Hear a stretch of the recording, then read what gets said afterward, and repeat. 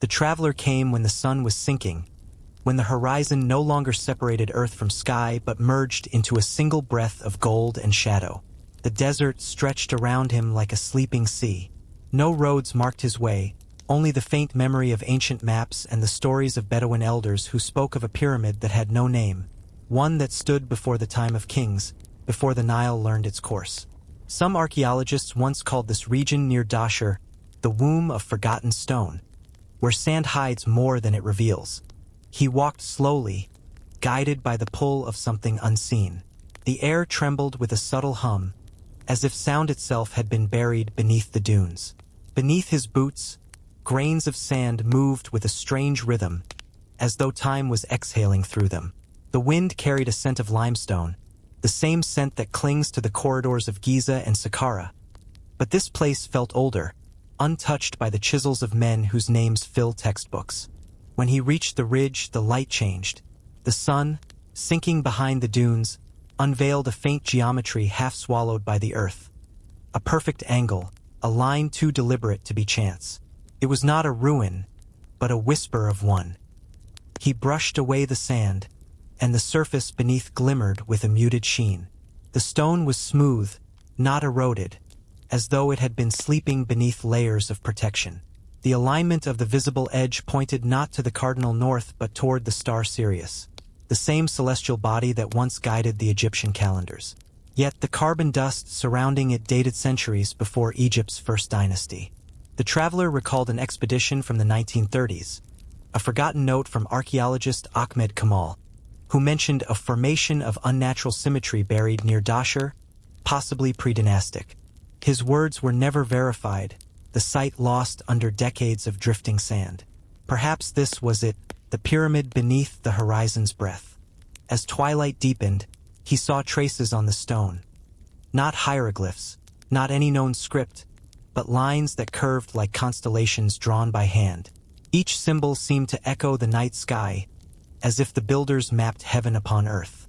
He remembered an old belief held by temple astronomers, that every pyramid was a mirror of the stars, built not for burial but for balance, to align the earth's soul with the cosmic pulse. Perhaps this one belonged to that first forgotten lineage, those who measured light rather than power. The night grew colder. The traveler set down his torch and knelt, tracing one carved circle with his finger. The groove was shallow but alive with texture. When light struck at an angle, the mark glowed faintly, not from pigment but from some mineral trapped in the stone. A crystalline memory. He thought of quartz, of its use in ancient acoustics, of the strange experiments in which vibration caused dust to dance. Could this structure have been designed to hum, to resonate with the desert's own frequency? He pressed his ear to the rock. A soft tone lingered, deep, distant, like the echo of wind within a vessel. It was not imagination. The desert around him had fallen utterly still, yet the stone sang, a single low note that trembled in his bones. Perhaps it was air moving through unseen channels, or perhaps it was the earth remembering the hands that shaped it. As the stars rose, the dunes changed color, first silver, then faint blue. The pyramid's outline revealed itself more clearly. Not a perfect triangle but a curve, as though designed to mimic the arc of the moon when it ascends. He felt an old reverence, the kind ancient priests might have known when standing before temples at dawn. Beneath him, the sand cooled, and the silence grew almost sacred. He imagined those who once stood here, builders without names, their language lost, their faces erased by centuries. What had they sought to enclose in stone? Not death, surely, but memory. The quiet remembrance of the world's first harmony, when the stars and the desert shared the same rhythm. He closed his eyes and saw it in his mind, an inner chamber, polished to reflect constellations no longer visible in modern skies. The walls breathing with faint light, the floor scattered with dust that once caught the shine of an ancient torch. He opened his eyes again, and the wind had shifted. The edges of the dune began to rise, as if the desert itself was reclaiming its secret. The faint geometry blurred into shadow. The low hum faded into silence. Among the fragments of broken corridors and fallen lintels, the traveler senses presence. not of gods, but of memory itself. The air feels watched. It is said that some monuments have keepers, not human, not spirit, but guardians made of silence. In this place, where time has forgotten its own name, the ancients called him the librarian of dust. Archaeologists once spoke of structures buried west of Saqqara whose walls were lined with niches, as if meant for scrolls. Yet no papyrus was ever found. Only dust, dense, perfumed, undisturbed. When examined, the grains showed microscopic residues of linen and ink, traces of documents that had long disintegrated. It was as if the air itself had read them and kept their words in secret. The traveler kneels within one such chamber. The sand is cool, almost damp. He runs his fingers through it, and the grains move like letters, forming and dissolving without pattern. His lantern flickers, illuminating hieroglyphs that seem incomplete. A fragment of an eye, a feather, a half-drawn sun. The symbols stop abruptly, as if the scribe was interrupted mid-breath. Perhaps he was. Perhaps he is still here, invisible, turning pages of air. The traveler listens. There is a sound like breathing, faint, rhythmic. Not wind, not his own. Somewhere between the stones, the silence has learned to inhale. He feels it pass beside him, a weightless presence moving through centuries. It stirs the dust, and for a heartbeat, he glimpses shapes, faces, scrolls, a candle, a hand that never finishes writing. In the corner of the chamber lies a single object, a shard of obsidian, polished smooth, no larger than a palm. When the traveler lifts it to the light, he sees inside it the reflection of movement, faint lines that look like script, not carved, but shifting, as though the glass remembers what it once saw. Obsidian was often used in funerary rites to capture the image of the departed. But this one seems different, alive. He remembers a passage by the 5th century historian Horapollo, who wrote that ancient scribes believed dust could store meaning, that every breath uttered near sacred stone left a trace in the air. The words of men, he wrote, are grains before the wind, and the desert keeps what the river forgets. The traveler sets the shard down and whispers, "What do you remember?" The answer comes not in sound, but in motion. The dust rises gently, swirling in slow spirals like smoke. Within the swirling forms, light shimmers, faint golden traces, as if countless voices were breathing at once. He cannot understand them, but he feels them. Fragments of prayer, fragments of names, fragments of dreams. He stood alone beneath a vast, sleeping sky. Nothing stirred but his own heartbeat. The pyramid, or whatever it was, seemed to fold itself back into the sand, into the horizon's endless breath. Perhaps it was never meant to be uncovered, only dreamed of. Some monuments are not built to be found, but to remind us that not all beginnings are recorded, and not all truths wish to be known. He realizes, then, that this place is a library without walls, not written in ink, but in decay itself, each particle a letter, each echo a line. The librarian of dust is not a figure, but a law of nature. Time recording everything, erasing nothing. He sits in silence, letting the dust settle around him like pages closing. The air is heavy with fragrance, old linen, myrrh, stone. In this weight there is peace. The forgotten scribes, the fallen builders, the lost voices, all here, speaking through stillness. He imagines the librarian moving through these chambers long after empires have turned to sand. Not collecting, not judging, only remembering. Every whisper, every footstep, every crumble of stone enters the archive of silence. The flame of his lantern wanes. The dust begins to glow faintly in its own light, suspended between the seen and unseen. He feels the ancient hush pressing close, a gentle acknowledgement, as if the library itself has recognized him. Perhaps every desert traveler becomes part of its collection, a brief breath added to an infinite archive. He rises, leaving the obsidian shard where it lies. The dust follows him softly, curling like smoke, erasing his footprints before they form. As he steps into the night, the horizon glows with a faint red line, the last trace of the sun vanishing into eternity. The desert exhales, and the librarian turns another invisible page. The night has no beginning here, only unfolding. The traveler stands within a circle of stone, open to the sky. The air is still, the stars painfully bright. Their reflections seem to shimmer faintly across the pale limestone floor, as if the heavens themselves have descended to rest upon the earth. Archaeologists once discovered faint carvings in the desert plateau west of Dashur. Concentric rings etched so shallowly that they could only be seen at dawn or under moonlight. Some believed them to be decorative. Others, more patient, traced their pattern and found it mirrored a fragment of the night sky. Orion, Sirius, the rising belt that guided the builders of pyramids. But there were more, constellations unknown, stars that no longer exist. A celestial record from before recorded time. The traveler turned back, each step erasing the one before. Behind him, the desert resumed its ancient stillness. The stars burned quietly above, their reflections buried deep beneath his feet. And for a moment, between one breath and the next, it felt as though something eternal had looked back. The traveler walks slowly, his shadow crossing invisible lines.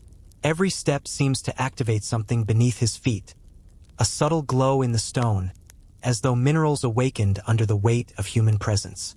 He kneels and brushes his fingers along one of the carvings. It hums faintly, like the sound of distant wind, though no breeze moves. He recalls the writings of the scholar Norman Lockyer, who proposed that Egyptian temples were aligned not merely to the sun, but to the rising of specific stars, their architecture marking celestial calendars of thousands of years. The alignment of the Great Pyramid to true north deviates by only a fraction of a degree, a feat impossible without astronomical precision. Perhaps this map was their blueprint, the master chart from which the heavens were measured. The stars above shimmer with ancient indifference. They have seen empires rise and vanish. Yet here, beneath them, the stones remember their light. Each curve, each carved depression seems to correspond to a constellation. A cosmic mirror spread across the desert floor. The traveler lights a small oil lamp. Its flame trembles, and suddenly the carvings answer. The lines between them ignite faintly, forming a glowing web that stretches outward in silence. Not fire, but reflection. The lamp's light, bouncing off flecks of mica and hematite, animates the forgotten geometry. The desert becomes sky. He realizes he is standing inside a map that cannot be drawn on parchment. It is three-dimensional, horizon to horizon, sand to star. And at its center lies a spiral, the symbol of rebirth, of motion, of the universe folding into itself. He remembers an inscription once found near Abydos. As above, so below. The path of stars is the path of souls. Perhaps this map was never meant to lead through space, but through understanding, a route for the spirit to ascend, tracing the same journey the stars once took when the world was young. The wind returns. The flame quivers. The map flickers and changes. The constellations begin to drift across the stone, shifting their position. Not by illusion, by light itself. The desert is a mirror, and the sky is alive upon it. He lifts his eyes. Above him, Orion tilts westward, its belt pointing toward the curve of the Milky Way. Below, its reflection moves perfectly in sync. The pyramid in the distance gleams faintly under starlight, one point in the celestial triangle, the others marked by stars. This, he realizes, was no coincidence. The ancients built Egypt as a map of the sky. Modern satellite imagery confirms that the three main pyramids of Giza align precisely with Orion's belt, their proportions matching the brightness of the stars Alnitak, Alnilam, and Mintaka. Temples at Heliopolis align with Sirius, the rising star that heralded the Nile's flood. To the Egyptians, time was not linear. It was orbital, circular, breathing, much like the stars above them. The traveler gazes downward once more. The spiral in the center now glows with faint blue light, tracing outward like the unfolding of a galaxy. He feels a sudden weightlessness, not of body, but of thought. Perhaps the builders stood here not to chart heaven, but to remember their origin within it. The same dust that forms the pyramids, the same minerals that gleam in the stone, exist also within the stars. The desert has many voices, but only one language, silence. He whispers softly, "We were written in light." The wind carries his words upward, dissolving into the constellations. The map dims, the lamp sputters out, the stars above remain, and for a moment the traveler cannot tell which are reflected, those above or those within him. Perhaps that is the secret this place keeps, that every map to the stars is also a map home. The traveler enters a passage where the air itself seems to remember ink. The light from his lamp quivers along the walls, smooth limestone, faintly polished, covered not in paint but in the shimmer of what once was. The hieroglyphs here are invisible. Only under shifting light do fragments appear. Half-formed signs, curling lines that fade as soon as they're seen. In the 19th century, French archaeologist Auguste Mariette described a chamber beneath Saqqara whose walls were written upon by absence. Later infrared studies confirmed residues of carbon-based pigment so faint they could not be seen by eye, writing designed for darkness. Ancient scribes, it seemed, once worked in negative, crafting words that appeared only when touched by flame. The traveler raises his lamp. Shadows move across the stone, and the stone answers. Shapes emerge, momentary, like breath upon glass. A bird, an eye, a rising sun drawn backward. The inscriptions seem to exist between worlds, visible only when both light and darkness agree. And within that silence, legends whisper of builders who did not carve for glory or burial, but for resonance. They shaped stone not as walls, but as echoes of the earth's own breath. These were the architects of silence, the first to understand that matter could speak. He remembers a verse from the book of Coming Forth by Day. He who knows the names of the night will cross unharmed. Perhaps these were the names, words written not to be read, but to be felt. The air tastes of soot and myrrh. Dust drifts like ash. In ancient temples, soot was sacred, the residue of divine fire. Scribes mixed it with oil and resin to create coal ink, used for writing spells of rebirth. The deeper the chamber, the darker the script. To write in shadow was to mimic creation itself, light emerging from night. The traveler kneels and breathes upon the wall. Moisture reveals a line, a curve that bends toward a spiral. He traces it gently, careful not to disturb. It is not mere decoration. The pattern repeats in hidden corners of Egyptian temples, a symbol scholars call Renka, the word concealed. He closes his eyes. The air hums faintly. He can almost hear the scribes, their slow breathing, the whisper of reed pens across stone. They wrote by lamplight and silence, their words vanishing the moment they were made. Perhaps they believed that true wisdom lives only in the unseen, that visibility is a kind of forgetting. Modern Egyptologists have uncovered small copper mirrors and obsidian shards near such chambers, tools for directing lamplight precisely, creating a moving glow across the walls.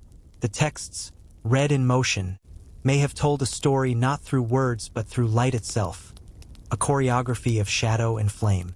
The traveler exhales and the wall darkens again. The words disappear, yet the feeling remains, that something has just spoken, quietly, through him. He whispers, "You wrote so that silence could speak." The chamber breathes. The lamp's flame bends sideways, as if drawn toward an unseen draft. He senses movement, not footsteps, but the echo of presence, layered through centuries. The scribes, perhaps, never left. They became the ink, the shadow, the hum between light and stone. He turns to leave. As he walks away, the faint reflections shift once more. The walls seem to flicker with slow-moving hieroglyphs, like fireflies riding across eternity. Outside, the desert moon hangs low, casting silver against the entrance. The traveler realizes the paradox. These were scribes who wrote for darkness, whose words survive only when light touches them briefly, as all truth does. Archaeologists have uncovered traces of their work near Saqqara and Abu Rawash, fragments of limestone whose vibration patterns do not match any tools known from their supposed era. In the 1960s, acoustic engineer Alexander Badawi recorded resonant frequencies within the Great Pyramid's chambers that aligned perfectly with low musical notes. Yet these discoveries feel like shadows of something even older, a forgotten architectural order that sought not to enclose the dead, but to awaken the living. Perhaps every act of creation is written in shadow first, waiting for the right light to reveal it. And so the traveler bows his head, letting the flame die. The words vanish again, but their silence endures, steady, sacred, and infinite. The traveler descends one final corridor, deeper than any before. The air changes, thicker, colder, yet strangely calm, as though he has stepped outside of time. His lantern flickers, and the light falls upon a doorway cut from a single block of black granite. Upon it, faint engravings shimmer, not words, but waves, spirals, and eyes half closed in sleep. Archaeologists have found similar engravings in the Osirian at Abydos, an ancient subterranean temple said to predate the reign of Seti I. Its architecture, megalithic, cyclopean, was unlike any other Egyptian structure, built not for worship but for memory. The priests called it Perneter, the house of the god. Yet the glyph for house also meant body. Perhaps the temple itself was an imitation of the divine form, and this chamber its heart. The traveler steps through the granite doorway. The air hums faintly, like a heartbeat slowed to silence. The chamber beyond is vast, circular, and empty save for one thing: a sarcophagus carved from translucent alabaster, glowing faintly in the lamplight. Inside lies no body, only a shape of light, as if the stone itself remembers presence. He approaches slowly. The surface is smooth, but beneath it something shifts, a pulse of faint radiance, blue and gold. For a moment, he thinks he sees movement. Wings, arms, a face serene in rest. Then it fades, and only the alabaster remains. He recalls a fragment of the pyramid texts. The gods do not die. They sleep that the world may continue. Some Egyptologists interpret this as metaphor, the cycles of day and night, flood and drought.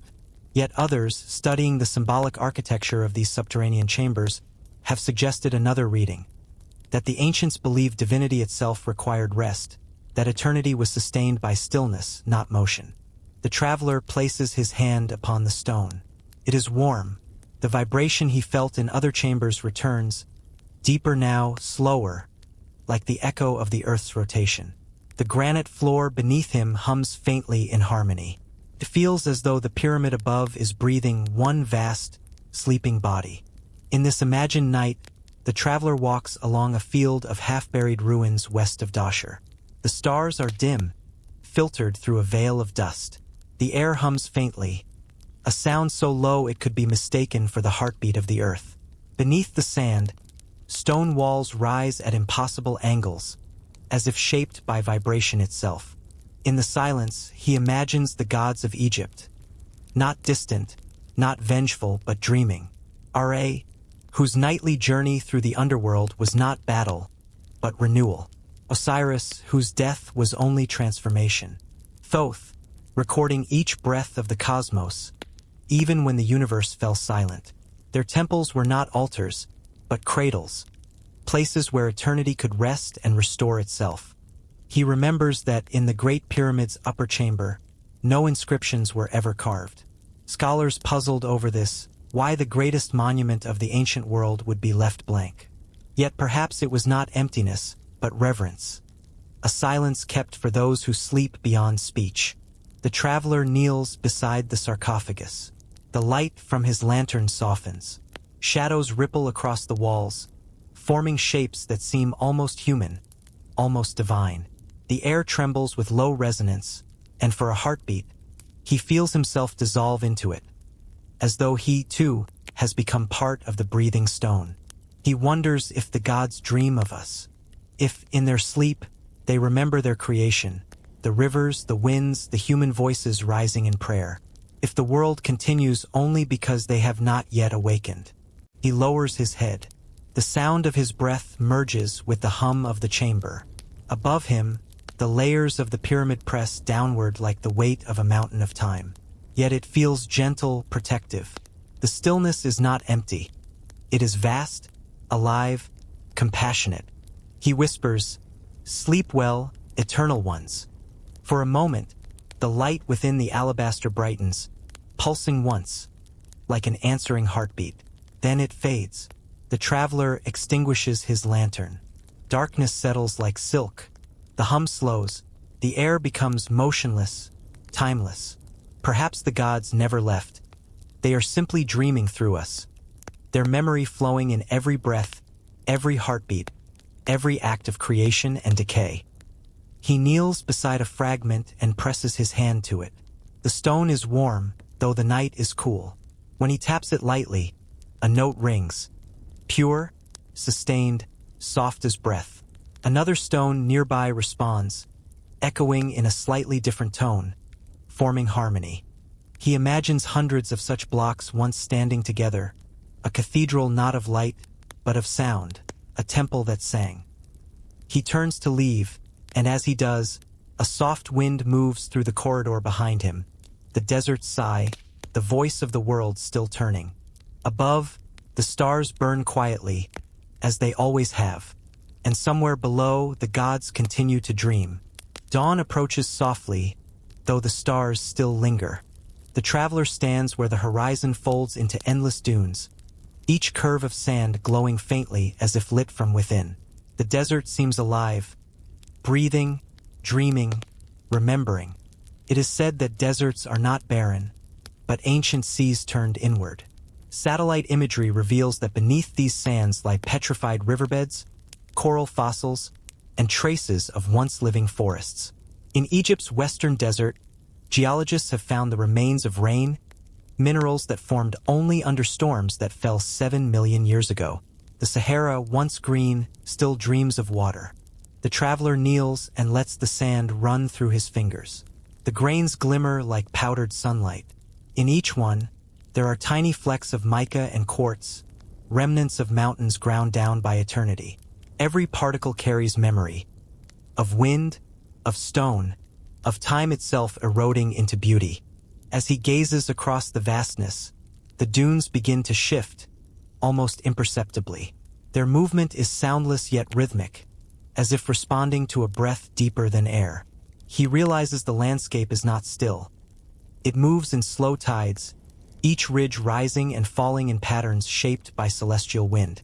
The Bedouin have long believed that the desert dreams, that each night, the dunes rearrange themselves to tell stories only the wind can read. Archaeologists once noted how ancient caravan routes would vanish and reappear, perfectly aligned to the stars, as if the sand itself remembered the paths of those who crossed it. The traveler begins to walk. The ground hums faintly beneath his feet. The air carries no echo. It absorbs sound entirely, like velvet. In such silence, even the smallest motion becomes sacred. Ancient texts from the Pyramid Age mention the houses of Ka, sacred halls designed to preserve spiritual energy through geometry and tone. The early priest engineers of Heliopolis believed that stone could capture the vibration of prayers, that when a ritual chant reached the correct resonance, the pyramid itself would breathe back. Modern researchers like Dr. René Schwaller de Lubix once hinted that Egyptian temples held acoustic consciousness, where sound and symmetry met. Perhaps these silent architects were the first to discover that harmony was the truest form of worship.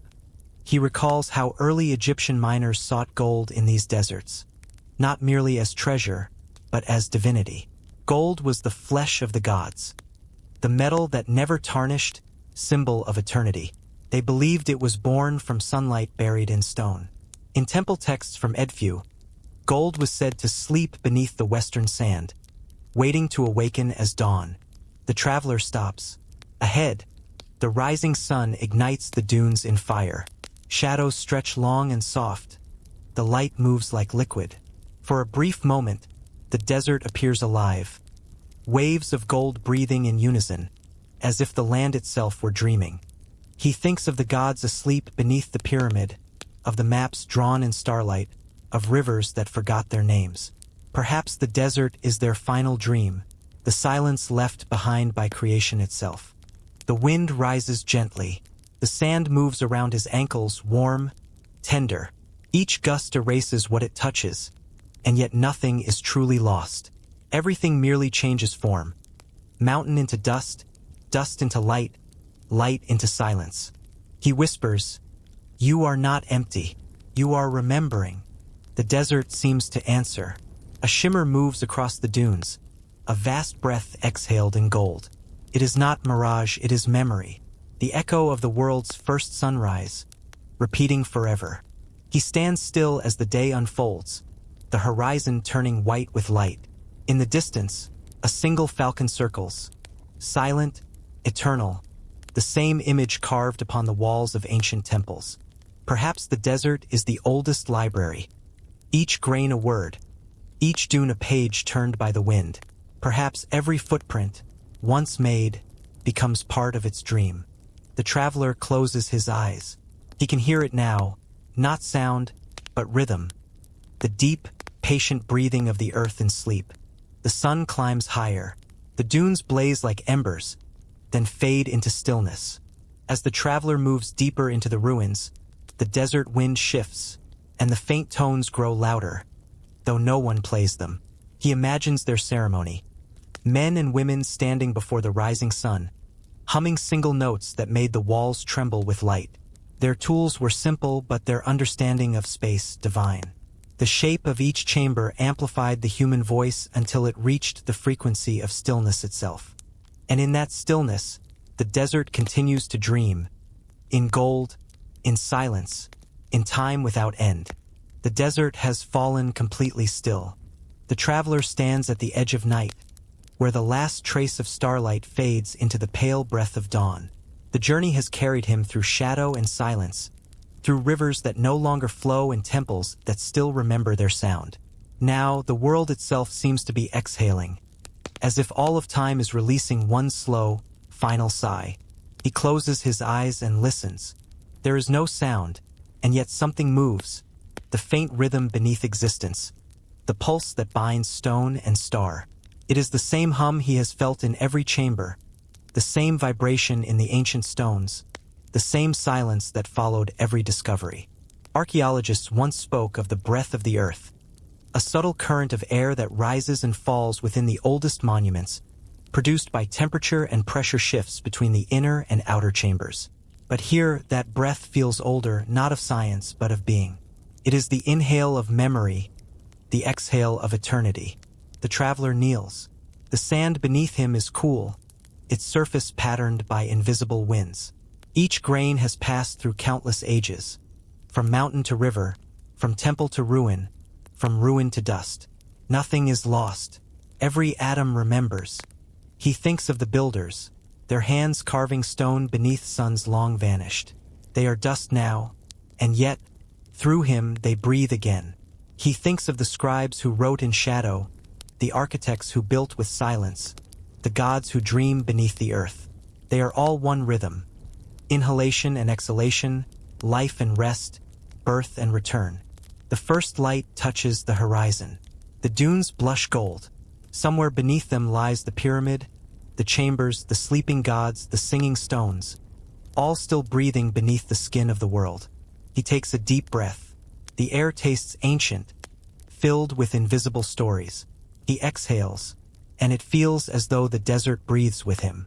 In modern acoustics, we know that the king's chamber in Giza resonates at roughly 117 Hz, the same frequency used in certain ancient rituals to induce trance. If this hidden pyramid was their first experiment, then it was not a tomb but a tuning fork for the cosmos. He whispers, "We are the continuation of their breath." The wind answers gently. A wave of warmth sweeps across the horizon, stirring the sand like silk. The sound is not quite a sound, more a feeling, the same tone that once hummed within the chambers. It carries the rhythm of time itself, unbroken, unhurried. He understands now what the ancients meant when they spoke of Ma'at. Not just balance or order, but harmony, the sacred equilibrium between stillness and motion. The world endures because it breathes, because even in silence, there is rhythm. The sun rises. Light spills across the desert, revealing nothing new and yet everything. The traveler stands, his shadow merging with the dune. For a moment, he no longer feels separate from what surrounds him. He is sand, air, and echo. He turns once more toward the horizon.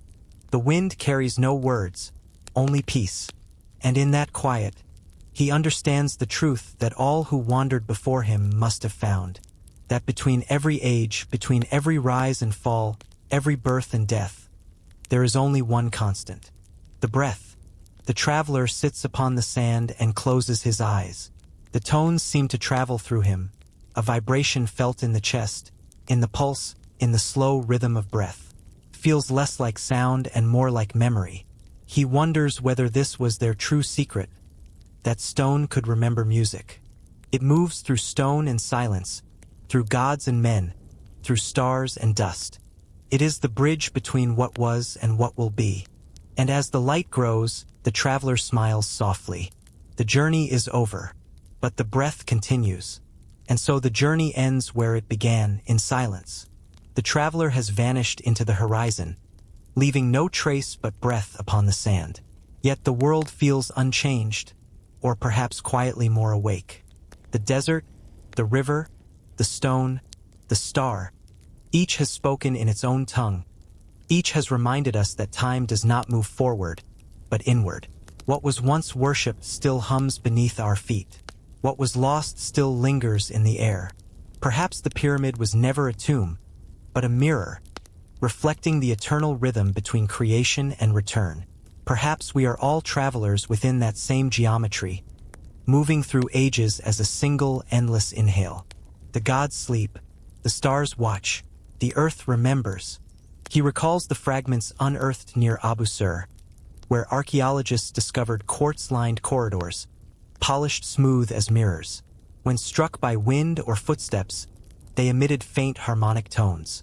The ancients had embedded sound into architecture, shaping matter into melody. And in the space between them, the breath continues.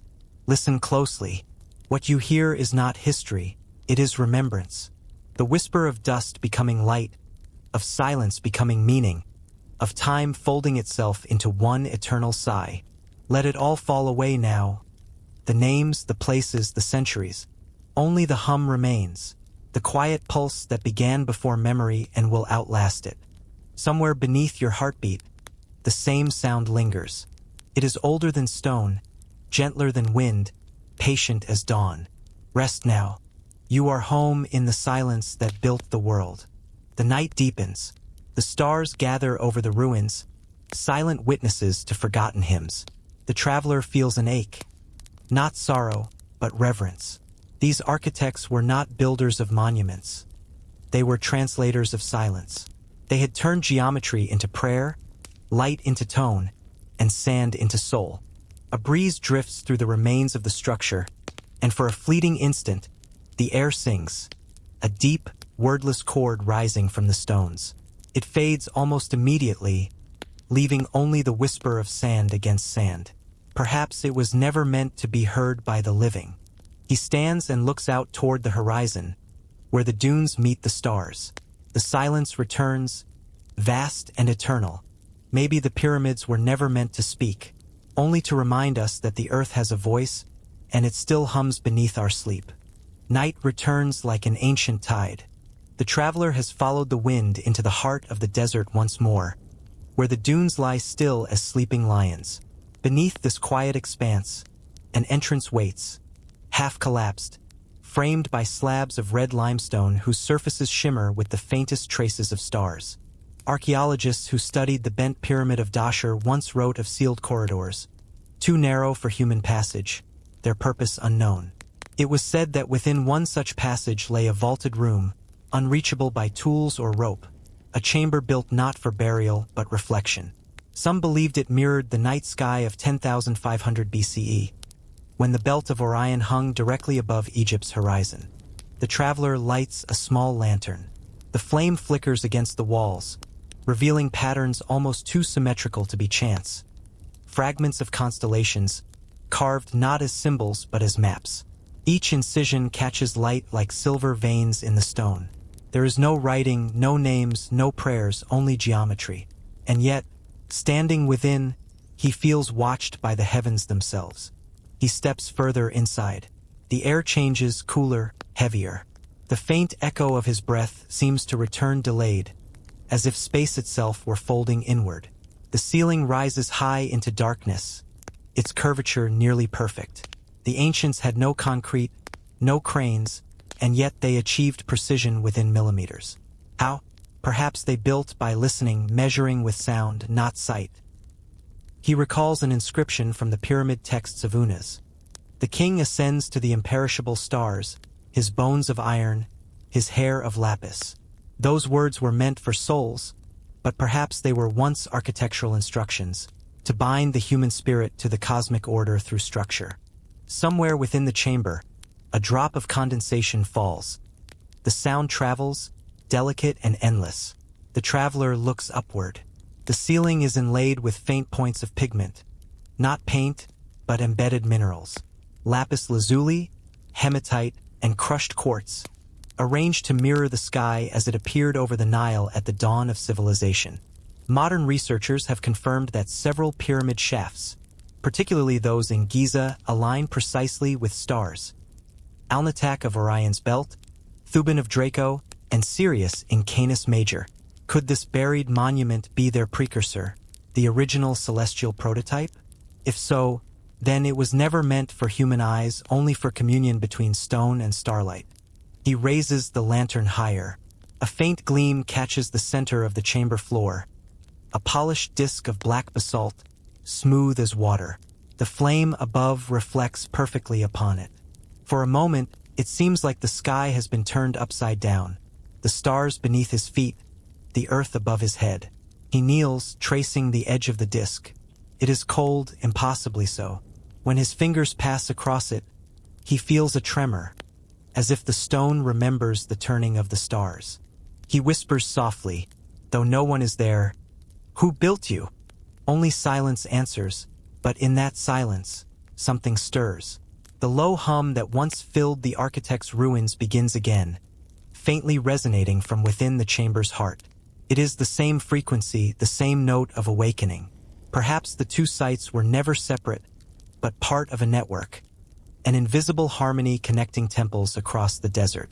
He imagines the priests of the Old Kingdom, watching the stars from their high platforms, charting the motion of Orion's belt and Sirius's ascent before the flood. Their calendars, their rituals, their afterlife myths, all born from these alignments. Yet this chamber feels older, belonging to a people who saw in the stars not gods, but mirrors. The lantern flickers, the air thickens. For a heartbeat, the traveler thinks he sees motion on the ceiling, the constellations shifting, the minerals glowing faintly, as though the chamber itself were alive. Perhaps it is not illusion but design. Some crystalline property reacting to warmth, to sound, to presence.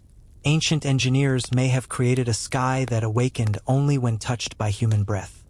He exhales slowly. The light above fades, leaving only the faint afterimage of stars within the mind. The chamber grows darker, quieter, until the only sound is his own heartbeat, echoing softly through stone that has not been touched in millennia. He understands, then, why the ancients built this room. It was not a tomb, nor a map, nor even a message, but a reminder that heaven and earth are reflections of one another, that when we gaze upward at the stars are also gazing back. The lantern burns out. Darkness returns, vast and tender. The chamber breathes once, then stills. Perhaps it was never meant to be found. Perhaps the sky itself once slept here, waiting to be remembered. The moon rose like a secret returning from exile. Its light moved slowly across the dunes, brushing each ridge with silver until the desert itself seemed to shimmer awake. The traveler stood in the stillness, gazing at the shadow of the pyramid, a colossal silhouette that waited for the moon's descent, as though the sky and stone had made an ancient promise. There are fragments of history that speak of nights like this. Astronomers of the Old Kingdom described alignments when the full moon passed directly above certain pyramids, illuminating their peaks in a way that lasted only moments. Modern studies at Giza and Dashur confirm this rare geometry, events recurring roughly every 10,000 years, when the lunar path and the structure's orientation form a perfect mirror. The traveler walks toward the base, his lantern extinguished. The moon provides all the light he needs, The limestone blocks glow faintly, each reflecting the pale luminescence like frozen water. He touches the stone. Cool, dry, breathing quiet. A whisper moves through the air, not sound but vibration, as if the entire monument were exhaling under the moon's gaze. Ancient chronicles from the Temple of Heliopolis mention a night of return, when the goddess Isis was said to awaken the stones with moonlight. Priests would climb the upper terraces and hold mirrors of polished bronze, capturing lunar rays and reflecting them toward the pyramid's tip, a ritual of renewal, of rebirth. Egyptian texts call the moon Ea, the traveler of night, the keeper of the tides of the soul. The traveler imagines that ceremony, the desert alive with quiet chanting, thousands standing in stillness, their faces lit by the soft blue glow. Above them, the moon touched the pyramid's peak, and for a heartbeat, heaven and earth were one. No flames, no noise, only the pulse of light moving through stone.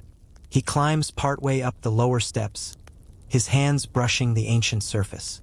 Each stone seems to hold a faint warmth, though centuries of cold desert nights should have stolen it away. Perhaps it is not warmth, but memory, the residue of countless lunar alignments, each leaving behind a trace of cosmic breath. Archaeologists have noted traces of silver oxide on the upper limestone of several Old Kingdom pyramids, a mineral reaction found nowhere else in their structure. Some believe it formed naturally, others that it was left deliberately, a metallic layer meant to intensify the moonlight's reflection. Whatever the truth, the alignment was intentional. The angle of the pyramid's slope, approximately 51 degrees, mirrors the inclination of the moon's orbit at the time of its construction. The builders were not guessing. They were measuring the heavens. The traveler reaches a ledge and sits. The horizon stretches infinitely, a sea of pale dunes and thin mist. The moon stands directly above the pyramid now. Its light strikes the summit and scatters downward in a quiet cascade. For a moment, the entire structure gleams, not white, but silver blue, as if carved from frozen starlight. He feels the air hum around him, the same tone he heard before, the same resonance that binds the monuments across the desert. Perhaps the moon itself awakens that frequency, aligning with the buried chambers below. Some physicists have suggested that quartz and granite within the pyramids can generate piezoelectric currents under vibration. If true, then the ancients may have used the lunar force not merely as symbol, but as energy, a celestial pulse that charged the earth. The traveler closes his eyes. Behind his lids, the light feels alive, flickering like a distant memory. He sees figures standing upon the plateau, thousands of years ago, waiting for this same moment. Their chants rise softly. The sky returns to itself. The moon descends, the light touches the pyramid's peak, and a single beam seems to travel downward through the apex, entering the earth, vanishing into stillness. He opens his eyes. The beam fades. The silence that follows is immense. The moon moves on, its alignment broken. The pyramid returns to shadow. He remains seated, breathing in the night. The desert is quiet once more, but the memory lingers. The faint shimmer of silver across the limestone. The sense that something vast had just exhaled. Perhaps the ancients built these alignments not for gods or kings, but for remembrance, to teach us that even the heavens follow rhythm, and that light itself seeks reunion. The traveler stands and looks once more at the peak, now hidden in darkness. The wind rises softly, carrying grains of dust that shimmer in the last trace of moonlight. Perhaps the world's oldest ceremony is still unfolding, not in temples or songs, but in the endless movement of light over stone. Perhaps the moon still remembers where it once touched the earth, and returns every age to find it again. And so the desert waits, breathing beneath the sky, for the next time the moon finds its way home. Before the Nile found its voice, another river flowed here. It moved through the desert like a vein of glass, silent and ancient, long before the first stones of Memphis were laid. The desert was not always dry. Satellite surveys by the European Space Agency have shown traces of ancient waterways beneath the sands of Egypt and Sudan, channels older than any dynasty, older even than the word Nile itself. The traveler comes at dawn. The horizon is pale, and the air smells faintly of salt. Beneath his feet, the ground undulates with forgotten patterns, the ghost of a riverbed winding between dunes. The sand shifts differently here, softer, as though remembering the touch of water. He kneels and brushes away a layer of dust, revealing thin strata of silt, compacted, gray, impossibly smooth. Once this was a riverbank. Once it reflected the stars. The ancients called it many names, Itaru, or happy, each an attempt to name the divine current that sustained life. But some archaeologists, studying core samples from Dashur and Fayum, believe there was another branch, a lost tributary that fed the plateau before 5000 BCE. Its course vanished as the Sahara dried, leaving the earliest settlers to follow its memory northward. It is said that pyramids were built along its echo, not its water, marking where the river once breathed. The traveler imagines that age. Green valleys stretching where sand now lies, reeds whispering, the sound of insects, children, cattle. The same wind that now carries dust once carried the smell of rain. Civilization did not begin in silence. It began in song, sung by water moving through stone. He walks along the faint curve of the buried channel. In the stillness, his steps stir a sound like sighing. To the east lies what remains of the Bahr el Arab, one of the ancient paleochannels identified by radar imaging in the 1990s. Scientists named it the Great Hidden River, though the name was poetic, not official. Yet among the nomads, stories persist. Of a waterway that flowed beneath the desert long after the surface dried, a river of memory that fed unseen roots. He stops. Something glimmers in the sand, a shard of clay, smoothed by time. It bears faint impressions of wavy lines, the symbol of water used in predynastic pottery. He turns it gently, and for a moment the rising sun catches its surface, reflecting a glow like rippling current. Perhaps it came from a settlement now erased, where people built small shrines to the flow that sustained them. In later ages, Egyptian priests would say the Nile was born from the tears of Isis, who wept for her lost husband Osiris. Yet in older myths, those never written, only spoken, it was said that the river itself once had a name, a secret name known only to the gods. And when humanity began to forget, so too did the water. The desert, they believed, was not barren. It was the river's sleep. The traveler sits and listens. The wind hums through the dry reeds like a long, slow breath. If he closes his eyes, he can almost hear the water. Not with his ears, but with something deeper, something the body remembers. The rhythm of pulse and tide, the silent conversation between blood and dust.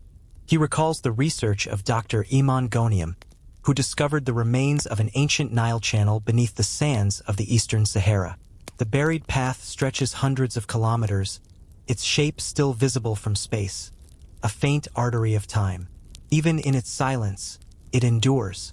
As the light strengthens, the traveler notices faint lines stretching toward Dashur's pyramids. The alignment seems deliberate, as if the builders placed their monuments not merely near water, but along the river's ghost. Perhaps they understood something we have forgotten, that even when water disappears, its memory continues to flow beneath the surface, guiding the hand of creation. He whispers to the sand, "Do you remember your name?" The wind answers softly, moving through invisible channels. A current of air glides across the dunes, tracing the vanished river's curve. For an instant, the landscape shifts, dunes shimmer like waves, and the traveler feels as though he stands at the shore of a sea that only dreams remember. The sun climbs higher and the illusion fades. The desert returns to silence. But deep beneath, the ancient current continues, slow, unseen, eternal. Perhaps the Nile we know is only its echo. Perhaps the true river never vanished. It merely forgot its name. In the deep hush beneath the pyramid, there lies a single stone unlike any other, not carved for beauty or symmetry, but for something far stranger, sound. The traveler descends through a narrow corridor, the air thick and cool. Each step sends a faint vibration into the ground, and the walls seem to breathe it back. The torchlight reveals faint seams of crystal running through the limestone, glimmering softly like frozen lightning. He reaches the chamber at the end, small, square, silent. And there, in the center, rests the stone. It is massive, dark, and smooth as water. Its surface hums faintly when touched, though no sound can be heard. The ancient builders placed it here with impossible precision. Archaeologists who once examined similar stones in the King's Chamber of Giza noted an unusual property. The granite, rich in quartz, resonates when struck, producing low, sustained tones. Some believe these chambers were designed to amplify those frequencies, to make the walls themselves sing. He kneels beside the stone and places his palm upon it. The vibration is subtle, steady, like a pulse. Beneath his hand, the stone feels alive. He remembers the writings of Sir Flinders Petrie, who described vocal stones that responded to human movement, and the experiments of 20th century acousticians showing how certain Egyptian temples are tuned to the range of the human voice. Perhaps this was not coincidence. Perhaps these stones were designed to remember, to hold the resonance of every prayer, every breath uttered inside them. The traveler closes his eyes and listens. At first there is nothing, only the faint hum of his own heartbeat. Then, slowly, a tone emerges, deep, resonant, as though the chamber itself were sighing. It is not loud, but vast, carrying a sadness that feels older than language. The pitch wavers, trembles, then settles again into silence. He breathes deeply. The sound had no source, yet it seemed to come from within the stone, or from within memory itself. He wonders how many voices it has heard. The chants of priests, the soft murmur of laborers, the whispers of those who entered seeking eternity. Perhaps their words were absorbed into the crystal veins, fossilized not as text, but as tone. Modern researchers have recorded infrasonic vibrations in the Great Pyramid between 16 and 32 Hz, below the human range of hearing. Such frequencies are known to induce calm, awe, even visions. Could it be that the ancients discovered this, using resonance to reach altered states of consciousness? To commune not with gods above, but with the deep within. The traveler leans closer. He speaks a single word, Heka, the ancient Egyptian word for creative utterance, the power of spoken magic. The sound echoes softly, delayed, as though repeating itself from the far end of the chamber. Yet he is alone. The air itself has become the instrument, shaping his voice into something eternal. He imagines the rituals once performed here. Priests entering barefoot, carrying nothing but silence. They would stand before the stone, exhale slowly, and begin to chant. The tones would rise and fold upon themselves, vibrating through the chamber until voice and structure became one. It was said that at the moment of perfect resonance, one could feel the breath of the gods moving through the walls. He feels that breath now, faint but unmistakable. The torch flame flickers toward the stone, drawn by an unseen draft. Perhaps the air moves because of sound, or perhaps the stone remembers how to answer. He opens his eyes. The chamber shimmers faintly. The granite glows where his hand rests, as if warmth has awakened something dormant. For a heartbeat, he hears the faintest trace of voices, chanting in a language lost to dust. Then, just as quickly, it fades. He withdraws his hand. The light dims. The stone returns to stillness, but the memory lingers, not in sound, but in the quiet after it. He whispers, "Some voices never die." The chamber answers with silence that feels alive. Perhaps that was the intention all along, that in listening to the earth's memory, one might hear their own soul reflected back. He stands and turns to leave. Behind him, the stone glows faintly in the dark, like an ember of forgotten prayer. Perhaps the builders knew that the truest immortality was not written on walls, but sung into them. And so, beneath the pyramid, the stone waits, patient, eternal, still remembering the voices of those who once believed that silence itself could speak. The traveler returns to the ruins at dusk. The desert breathes softly, as if it too were waiting for something. A pale wind moves between the stones, carrying a whisper that sounds almost like turning pages.